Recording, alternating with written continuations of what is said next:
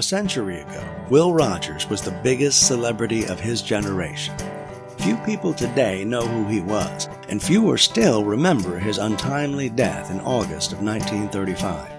As the star of stage, silver screen, radio, and print, his homespun humor made him a friend to every American and leaders around the world. In 1928, Life magazine nominated him as the presidential candidate for the Anti-Bunk Party. Accepting the nomination, his first campaign promise was that if he were elected, he would immediately resign.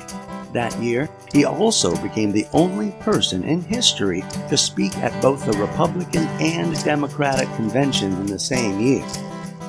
This year, given the fevered pitch our battle of nitwits has brought us to, I think it's important to remind this generation about the jokes he made about politics 100 years ago, and maybe question whether we'd like to amend our mentality in the century to come. Now, there's something about a Republican, and you can only stand them just so long.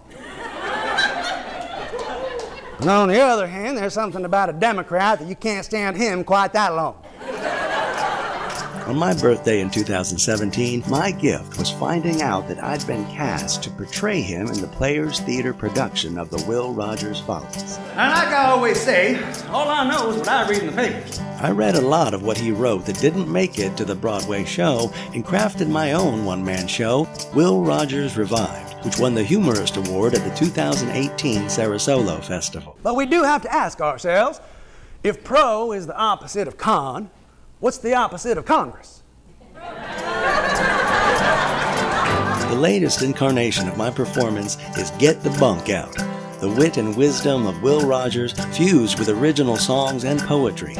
I want to take this show on tour, and although Will was a big aviation advocate, I prefer wheels on the ground. In late August, I'll be riding my motorcycle from my home in Sarasota, Florida, to Washington, D.C. to visit his statue in the Capitol. I will then ride directly across the country visiting the Will Rogers Theater in Illinois and Will Rogers Shrine of the Sun in Colorado Springs. Once I get to the other coast, I'll take the Pacific Coast Highway to Los Angeles, visiting his home in Pacific Palisades, his park in Beverly Hills, the last theater he performed at in San Bernardino, and his star on the Hollywood Walk of Fame.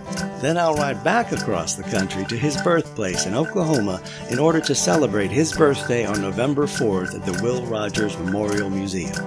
If you'd like to book a performance of Get the Bunk Out or want more information, go to www.stevemc.xyz.